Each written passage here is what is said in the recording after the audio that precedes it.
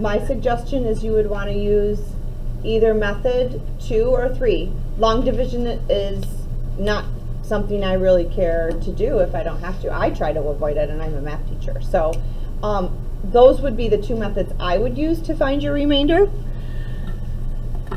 The reason why it's so important is it's important for us to check if we get a remainder of 0. Because if we get a remainder of 0, then what that tells us is that x minus k is a factor. And remember how I was saying to you, like, hey, how would you know if it wasn't common factoring, how would you know how to factor a cubing function? Well, you wouldn't, okay? So, I think I began to talk about that yesterday. Like, if I said, hey, what are factors of 20? You would say 2, right? Because 2 times 10, a whole number with no remainder, gives you 20, or 4 and 5. It's the same thing for a polynomial. So, if a polynomial is divided by x minus c and the remainder is 0, then x minus c is a factor. Okay. Relating, so I have divided by 0, get a remainder of 0, it's a factor. Great. Related to what we did before. Graphically, what does that mean? When I said in your opener today, confirm on your graph, what were you looking for? Where does a 0 show up on your graph? It's the same thing as an x-intercept, okay? So all of those pieces are important because sometimes I give you a different piece of the puzzle. And knowing, like, okay, I don't have that, but I have a graph, okay? And that's what we're going to kind of look at today. What do I give you, and then how can I factor based on that? So in general, and this is important, I think this is a big deal. This is on your test. I ask you to relate those 4 statements. So x equals c, c is going to be a constant number, is a solution. Some math books refer to it as a root. And it's a solution to the equation f of x equals 0. Okay. When f of x is divided by x minus c, the remainder equals 0. Those are equivalent statements. If it's a solution, if x equals 2 is a solution, when I divide by x minus 2, I should get a remainder of 0. It is also called a 0 of the function, then. We call it a 0 because it makes it 0. It's an x-intercept of the graph, and x minus c is a factor. Okay, let's do it with a number. If 5 is a 0 of f of x, could somebody give me another, look at the up above. I just said 5 is a 0. I think I just talked about that one right there. Can somebody tell me, if I told you that, what's something else you know?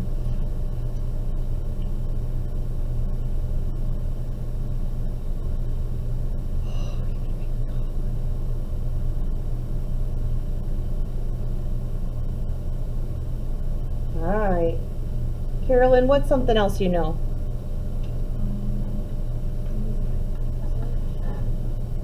Yeah, 5 is an x-intercept.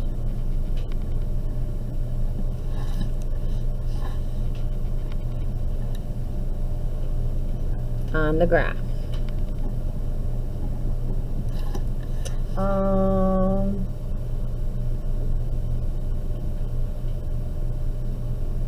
Logan, what's something else you know?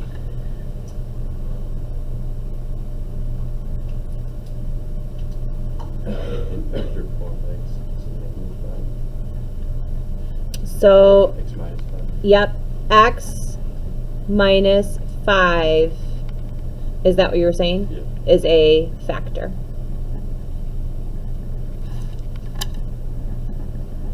Okay, we got 2. 2 more. Kendrick? Huh? You think you can come up with another one? Okay. I'll give you a second.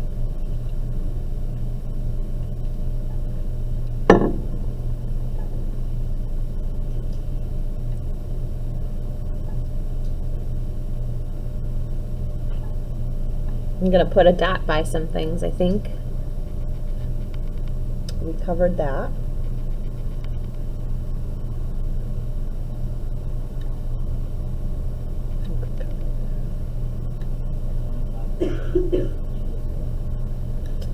Yep.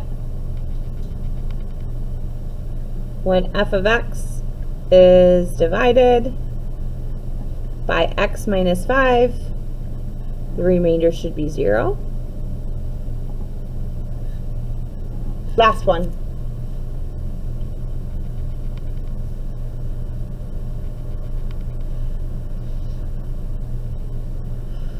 What do you think, Mackenzie?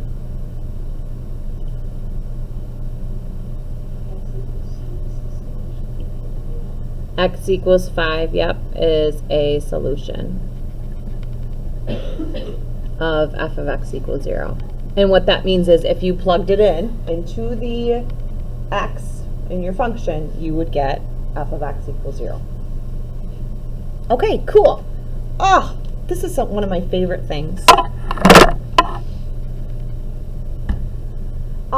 How do we, let's do this polynomial. We're going to look at the graph for our guesses, and we're going to factor based on that, okay? Now, here's why it's important that you use synthetic division.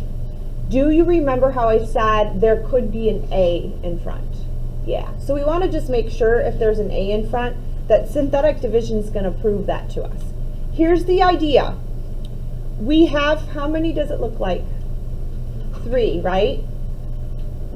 Does it look like one of them's kind of sketchy, like you wouldn't maybe be able to know for sure what it is? Okay, so I'm not going to try synthetic division with that because I'm not sure. I'm going to try with something I think I know. Then I'm going to try with the other thing I think I know, and then I'm going to get what's left. That's how you can divide off until you get the last factor. All right, here's my polynomial. Let's see. Sage, what does it look like one of the zeros is exactly to you on the graph?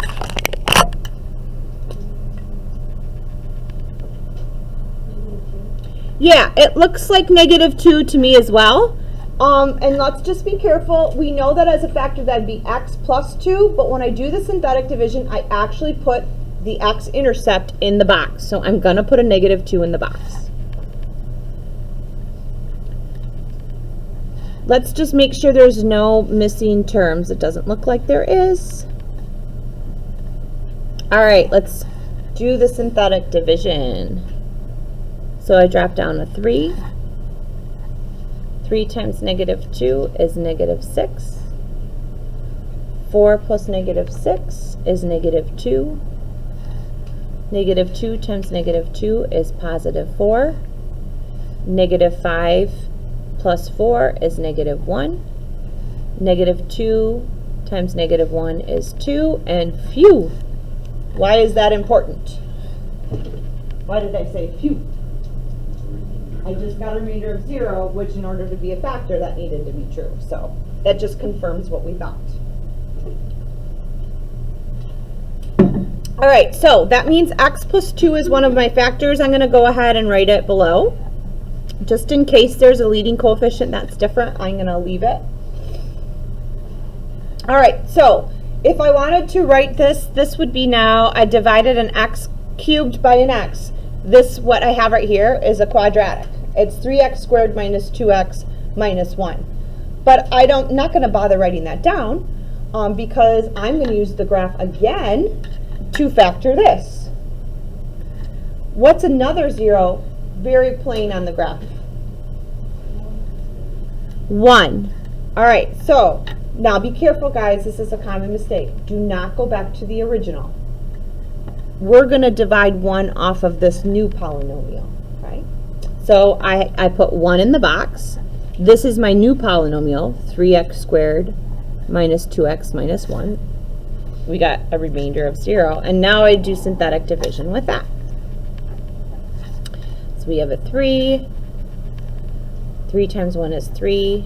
-2 plus 3 is 1. 1 times 1 is 1. -1 plus 0 is 0. Okay, that's a factor, right? All right, how do I write 1 as a factor? X minus 1. And now what is left is my last factor. And so I don't have a leading coefficient, but I do have a factor that has not just a 1 in front of the x.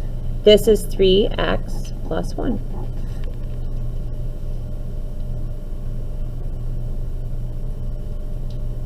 Okay, so today, one of the things you're going to be asked to do is I'm going to give you a cubing or maybe degree 4 and a graph, or maybe I'll tell you what one of the zeros is to get you started. And once you do that, you're going to use synthetic division to find the other factors. If I didn't give you this graph, you would have never known how to find your first factor, so I had to give you that. Okay. I will tell you though, usually I try to give you one that's a little mysterious so that you can't tell what it is, so you have to do the synthetic division. Like, you could have done it on your graphing calculator and tried to find it, but... All right, cool. We do have time for the next thing. Get that other paper out, please.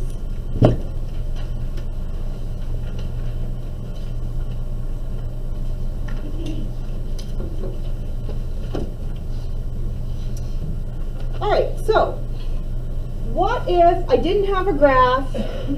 This is where you're going to feel really sorry for me. I'm going to tell you what had to happen. I didn't have a graphing calculator. I didn't have a graph. All Miss Comrie had was the rational root theorem. That's all I had was this guy. It was very, very sad because I had to do a lot of plugging things in. So you might not appreciate this because you guys have a graphing calculator, but 100 years ago, this was a big deal because this is how you find, what is that word I just highlighted? Possible or potential rational zeros. It's a list of, basically, if it's going to be a rational zero, we're not going to talk about irrational yet, it has to be on that list. So it gave you a list to generate. Guess what I had to do then after that list? So I got maybe like 5 things, or, well, you wouldn't get 5, you always get an even number, you'll see in a second. If I had 6 things on the list, I'd have to plug them all in to the function to see if I got a remainder of 0. Do you feel sorry for me yet? No, kind of. All right, how do I come up with this list? We're going to find all of the factors, we're going to put on top the factors of the last term. It's going to be a constant. And we're going to put all of those divisors, okay, on the top. On the bottom, we are going to put all of the divisors or factors of the leading coefficient. And that's where our list comes from. So one of the things I'm going to ask you to do is generate just a list for me based on those 2 pieces of data. So, would you highlight or box the last term or the constant term of the function? Stay with me, guys. I know you're tired. 5 more minutes. Come on, Mohammed. 5 more minutes. You can do it. Charlie, wake him up. 5. What are some divisors? What are things that go into 5? 1 and 5. So when I'm making my thing, I first kind of do like a little box like this, and I write all of the P's on the top.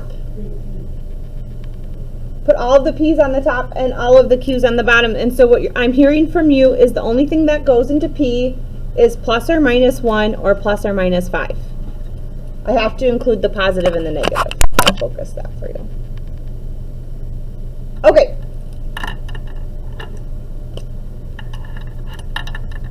Now look at Q. We're going to highlight or box the leading coefficient. Ah, bummer.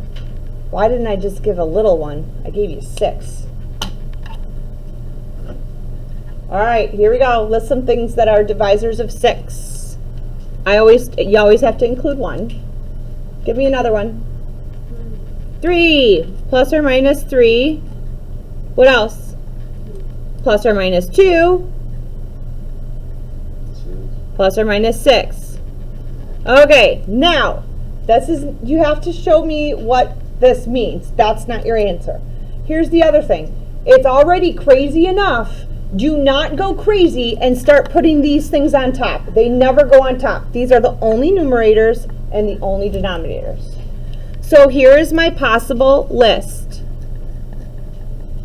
Plus or minus, I'm going to put that out in front so I don't have to keep writing it. What if 1 was my numerator? I could have 1 over 1, 1 over 3, 1 over 2, 1 over 6. Let's write those all down. 1 over 1, 1 over 3, 1 over 2, 1 over 6. Those are all the ways 1 could be my numerator. Now let's do 5 on the numerator. 5 over 1, which is just 5. I'll just write 5. 5 over 3. 5 over 2, if you want to write those as whole numbers, or decimals, that's fine. 5 over 6.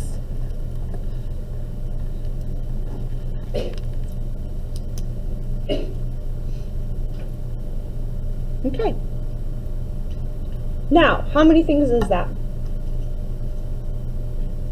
Careful.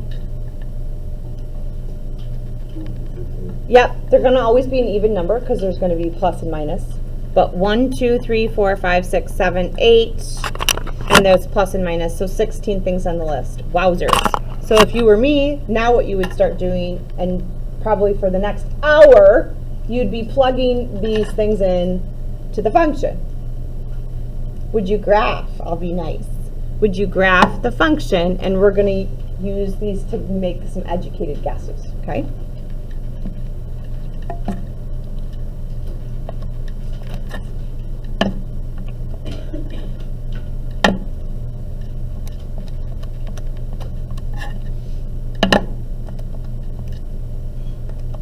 Okay. The other reason I like this theorem is that if there's something really large on the list, then I can zoom out because it's possible that my window's not big enough.